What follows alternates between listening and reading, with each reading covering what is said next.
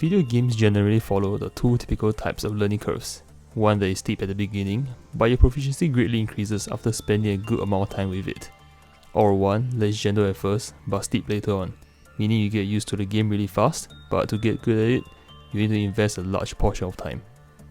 Valorant would be, in my opinion, a decent example of easy at first, but hard to master type of learning curve. To win, all you need to do is to eliminate all of the opponents in your team of 5 with your team of 5 with guns. Alternatively, if you are attacking, you can also choose to plant the bomb, called the spike in this game, and make sure it goes off. Or if you are defending, you can choose to defuse the spike after it's been planted to win the round. The first team to win 13 rounds claim victorious in the game. It's easy, right? I'm pretty sure even my parents can understand how to play this game after I explain to them about 3 to 4 times. However, if I were to make them sit down in front of computers and cue them to a game, they'll perform horribly. Is it because they don't know how to play the game? I don't think so.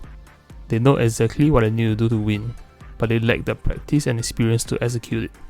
Hence, this is why I chose Valorant to describe this scenario of low skill floor but high skill ceiling, typically found in online games. If I were to draw a line depicting Valorant on the learning curve, it looks something like this. On the other side of the spectrum, there's also games that have a towering barrier to entry. That is to say, to even know how to play the game properly, you'll be needing a lot of tutorial and learning. These types of games are more commonly single player, as players have the power to control the pace at which they adapt to the game and absorb mechanics at their own speed. My example for this would be Dark Souls 3. It's a game which might be pretty daunting starting off. However, once you have invested enough time and nailed down the basics of movement and combat, the rest of the mechanics become relatively easier to learn and impart into the gameplay. So using the same graph, I'll plot the learning curve of Dark Souls 3 like this. So if the learning curve of Valorant looks like this, and for Dark Souls 3 like this, I would say Lobotomy Corporation looks like this.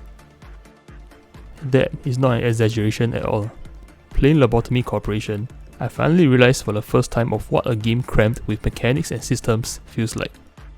Even after I've logged 10 hours into the game, I'm still struggling to understand what exactly I need to do at certain points in the game. And it's not because they frequently introduce new mechanics into the game. I just wasn't learning fast enough to climb the steep learning curve of Lobotomy Corporation.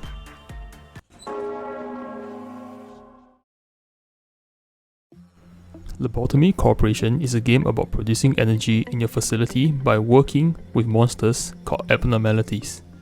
Think of it like the SCP Foundation, except instead of holding these creatures captive for the sake of containment, they are being held in their cells so your agents can interact with them and produce a chemical called enkephalin that can be refined to energy. While that's an easy concept to grasp, the amount of ways Lobotomy Corporation explore the idea and its implications is vast and ambitious. Let me give you a layman explanation of the mechanics of just one of the abnormalities and its characteristics. Spoilers ahead for the Queen of Hatred. The works you can conduct with most abnormalities is the same: instinct, insight, attachment, and repression. For Queen of Hatred, she responds to attachment the best, meaning she produces the most energy when conducting attachment work on her, then insight, then instinct, and finally repression. The reason why I say the best is because when you work with an abnormality, there's a chance you'll produce negative enkephalin that hurts your agents and doesn't count towards the total quota of energy you need to collect for the day. So you might be thinking, then if I just send my agents to do attachment works with her for the entire day, it should be A-okay, right? Definitely not. Each abnormality have their unique characteristics. Every time you start work on an abnormality, you add 1 bar towards this thing called the Clive-Off Meltdown. For Queen of Hatred, if you fuel the Clive-Off Meltdown bar without having 3 employees in your facility die to whatever reason, her Clive-Off counter will lower. When it reaches 0, it will breach containment and wreak havoc on your facility.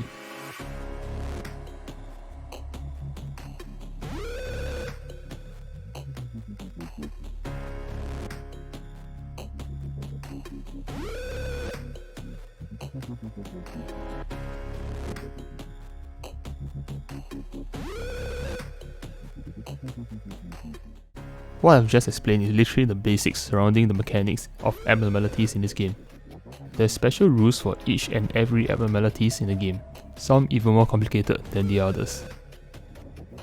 I have not even mentioned that her Clive counter will also lower when acquiring a backward result. Or what happens when the Clive meltdown bar is full.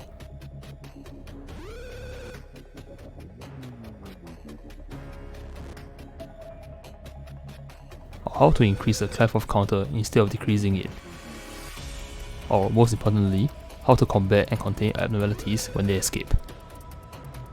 It's not like this game only introduces the concept of abnormalities escaping or the Clive meltdown bar thing after a certain amount of time. Everything is explained at the start via the mind-boggling tutorial that I had a hard time understanding, and after enough fumbling in the dark playing the actual game, I slowly pieced together the mechanics and how to interact through normal gameplay, which obviously means making a ton of mistakes along my way.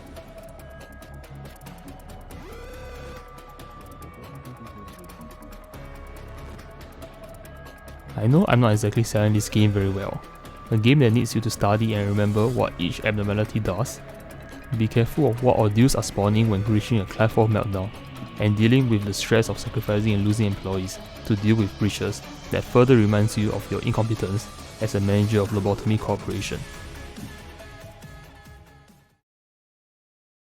However, never in my 180 hours of this game have I thought of giving up. Hell, not even once have I thought, this is boring. The myriad of mechanics and management notes specific to each abnormality only further incites me to investigate and figure out how everything works in tandem, because they do, and it's beautiful. Going back to the concept of learning curves in games, let's see why something like Lobotomy Corporation isn't exactly popular. While there is a small but dedicated fan base and even a themed cafe in South Korea entirely decorated to the game and its sequel, Library of Rena, you don't see popular streamers playing the game, nor praises of it from game journalists. If you have heard about VTubers, you might have heard of Hololive. Two of their talents tried playing this game and both gave up halfway. Obviously, streamers like them need to play interesting games, but it's not like their viewers don't like seeing them play Lobotomy Corporation. The reason for its lack of popularity is because it's not rewarding, for the most part. Without the spike in proficiency in the learning curve, there isn't a voila moment for players when they start getting a real hang of the game. Let's say for Valorant. Once you have learned the basics, there's bound to be moments right after that where you do something pretty amazing and you feel rewarded for learning the game, like getting an ace, even if it's sheer luck.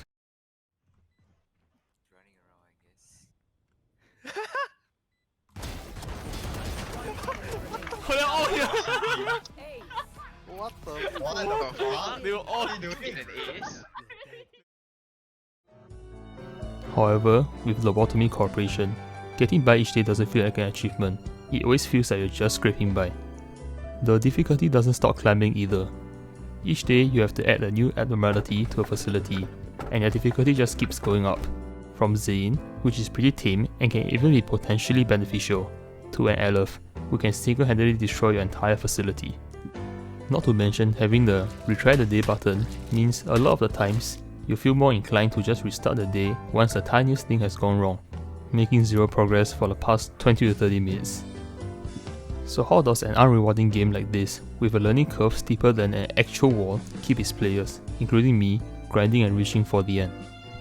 Well, the story is obviously an important part of any game, and the story for this game is phenomenal, which I'm not going to go any further than that due to spoilers. The music is also top tier. My favourite is these two pieces called First Warning, for when things start to go a little wrong.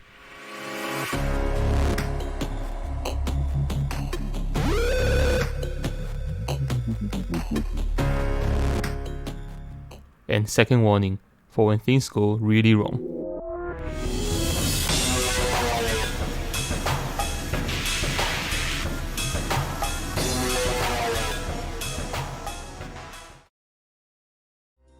But most importantly, the aspect that carries this game is the flavour. With each abnormality that further impairs the gradient of the learning curve, the more interesting the world of Lobotomy Corporation becomes. Every detail in this game carries the flavour and identity of the game to greater heights. And even though you're barely getting any better at the game after hours upon hours, the uniqueness of each abnormality and ordeals just forces you to trudge upward the slope of the game's learning curve. so that one day, after being the manager of Lobotomy Corporation for weeks and weeks, and overcoming unfathomable trials, maybe you'll conquer the game that I consider to be one of the hardest I've ever played. And hopefully, you'll enjoy the process as much as I did in the cruel, unforgiving world of Lobotomy Corporation.